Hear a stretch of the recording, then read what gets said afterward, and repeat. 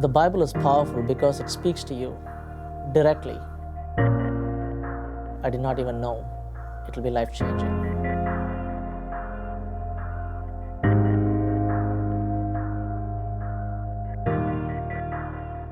Growing up in India, you have 4 choices to go into.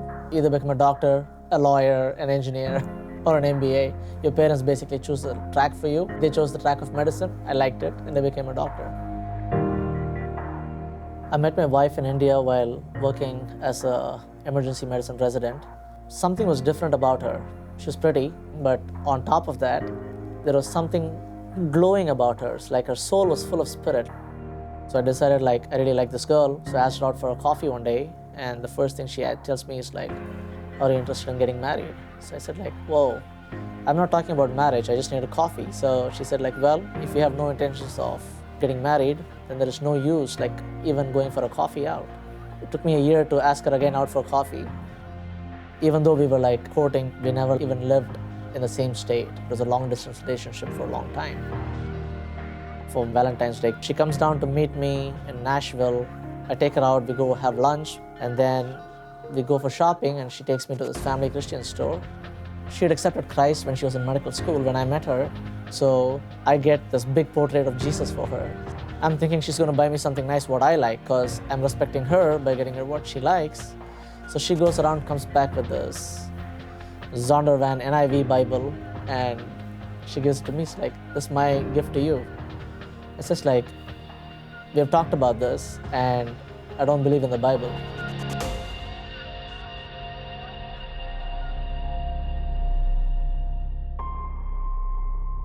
The first time I ever picked up the Bible to read was spring break 2004 on March 5th. After a chat with my friend who convinced me that it's a best-selling book, I said, fine, I have nothing else to do, but needed help. So I went and got myself 2 24 packs of beer and started going through the Old Testament. By Friday night through Sunday morning, I was done with the Old Testament. Started reading Matthew, then I read Mark, then I read Luke, and it was the same story again. I said, okay, let me read one more and see where this takes me. And I read John, and it was very personal to me, the way it talked to me. I was in tears, trying to figure out whether I'm drunk and I'm crying because the story was so good, or is this really real? His word is so powerful, it is so living. Even in my own way of doing things, it could still reach me.